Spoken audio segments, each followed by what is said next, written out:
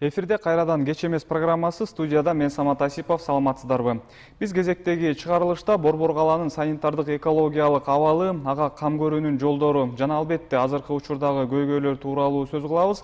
Шаарды көрктөндүрүү, анын тазалыгын сактоодогу негизги маселе таштандылардын көптүгү, аны өз убагында тазалап туруу.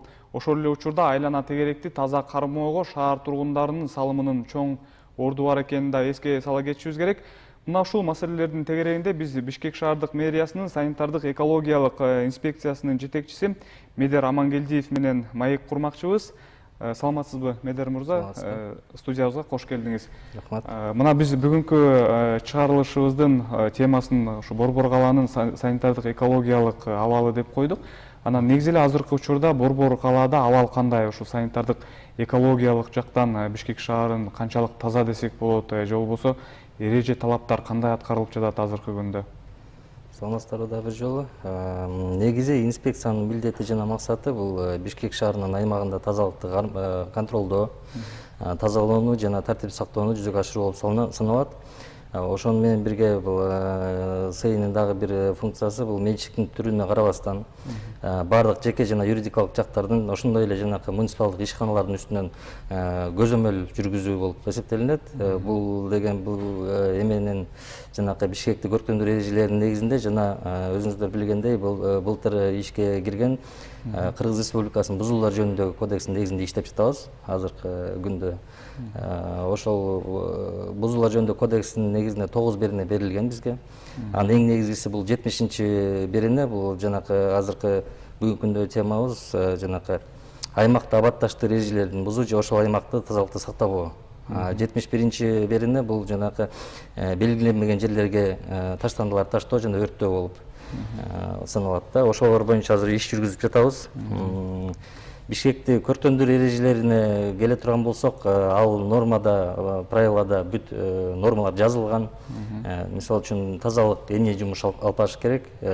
Бишкек жашыл шарба ишканасы эненин жумуш алып барыш керек. Ошолорду биз көзөмөлгө алып турабыз. Сиздин ушул тиешелүү мекеменин жетекчиси катары ушул Борбор калаада азыркы учурда санитардык экологиялык абалды кандай деп баалайсыз? Эгер пайыз менен белгилей турган болсок, канча пайыз деп? Азыркы күндө эгерде пайыз менен ала турган болсок, Борбор калаабыз 60%га таза деп эсептейм. 40%быз бул баягы жаңы конуштар бар. Ошол жерлерде бир аз маалыматтарыбыз, мисалы үчүн биз кандай жумуш кылдык быйыл? Жанакы дүмүрчөк кирет го үйгө, элементарный тазалыктан. Ошолордун артына жанакы 71 беренени көрсөтүп туруп, белгиленме жерлерге мусорлорду ыргытуу бул монун негизинде жазага тартылат деп берип аттык да.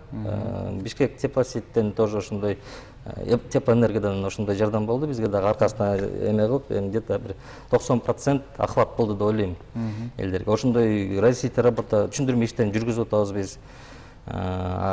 Шаарыбыз 40% деген ошол жаңы конуштар болуп атат да. Бул 40%ды биз ушул таштанды маселеси менен байланыштырсак болобу? Анткени мына таштанды жылдан жылга көбөйүп атат, анан аны ташып чыгарууга тазалык ишканасынын мүмкүнчүлүгү жетип атабы, жетпей атабы?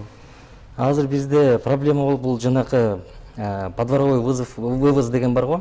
Ошол болуп атат. Себеп дегенде Бишкек шаарыбыз жанакы борбор болгондуктан квартиранттар жанакы белгиленбеген жерлерге мусорлорду көп ыргытышат. Келишет жолдун жээгин ыргытып коюшат. Бул өтө көйгөйлүү маселе азыр биздин чындыгында Борбор калаабызда. Алар менен биз дагы дежурствага чыгышат балдар. Биздин инспекторлор күнүндө, түндө дежурствага чыгышып, биринчиден жазма буйрук эскертме беришет, экинчиден анан экинчи кайрадан катталса уже жанакы протокол түзүлөт аларга карап. Эгерде мен оюм баягы башка шаардагылардай болуп, башка чет мамлекеттерде болуп, ар бир көчөгө 2-3 хотя бы жанакындай бак койсок, мен ойлойм биздин ишканага дагы тазалык, мэриянын ишканасына дагы оңой болмок да. И жанакы белгиленбеген жерлерге мусор таштанды ыргытуу да жоюлмак деп эсептейм. Ошо белгиленбеген жерге таштанды ыргытса кандай жоопкерчилик каралган? Айыппул же? 71 берене болуп беренеси бул бузуулар жөнүндө кодекстин негизинде айыппул салынат. Бул жеке жактарга 5,5 миң, юридикалык жактарга 17 миң.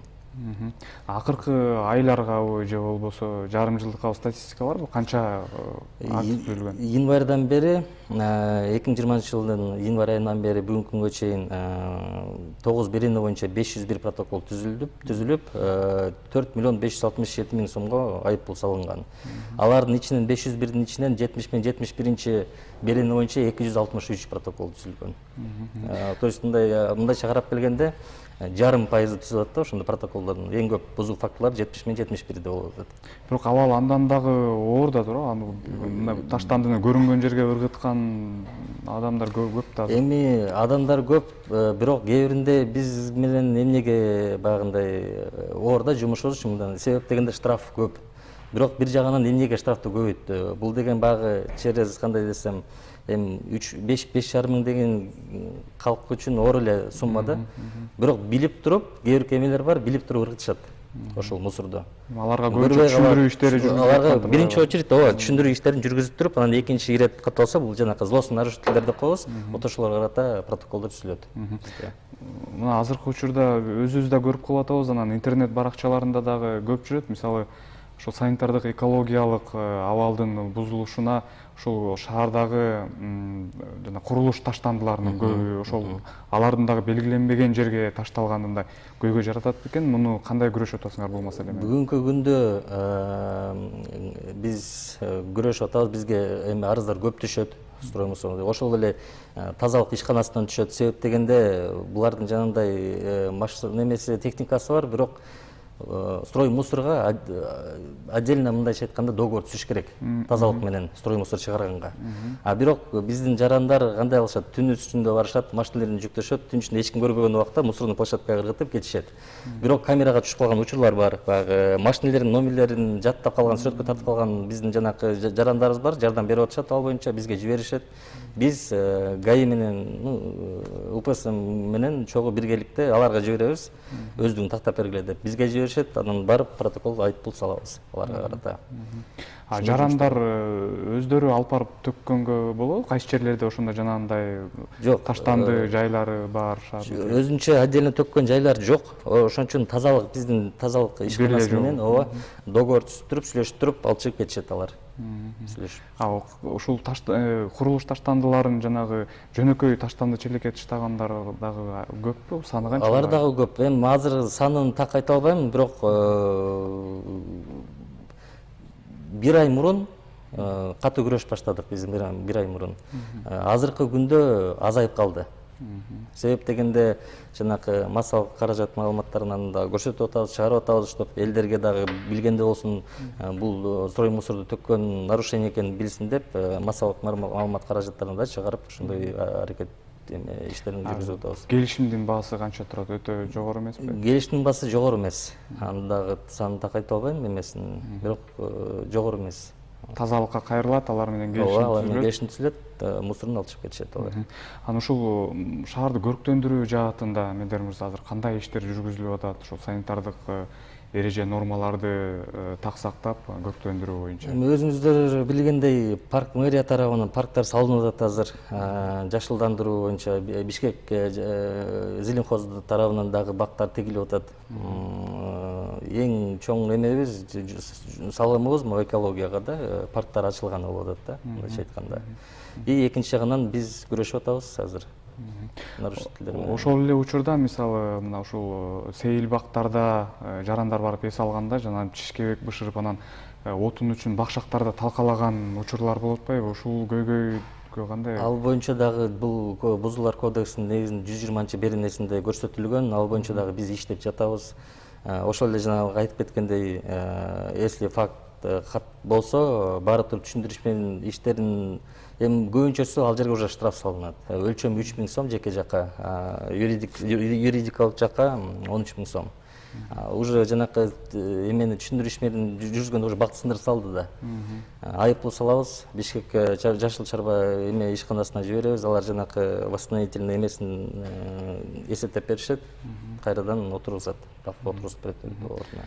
Ушул жалпы эле шаардын санитардык экологиялык абалын жакшыртуу боюнча кандай иш кадамдарыңар бар? Алдыдагы пландар, мисалы бул кодекстерден сырткары айыппул салуудан башка дагы өзүңөрдүн кандай бир комплекстүү иш чараларыңар барбы? Комплекстүү иш чараларыбыз экология жаатында биздин бир аз жанакы полномочия заграничный деп койсом да болот. Себеп дегенде госэкотехинспекция бар, еще экология менен иштеген, госагентство охраны окружающей среды дагы бар.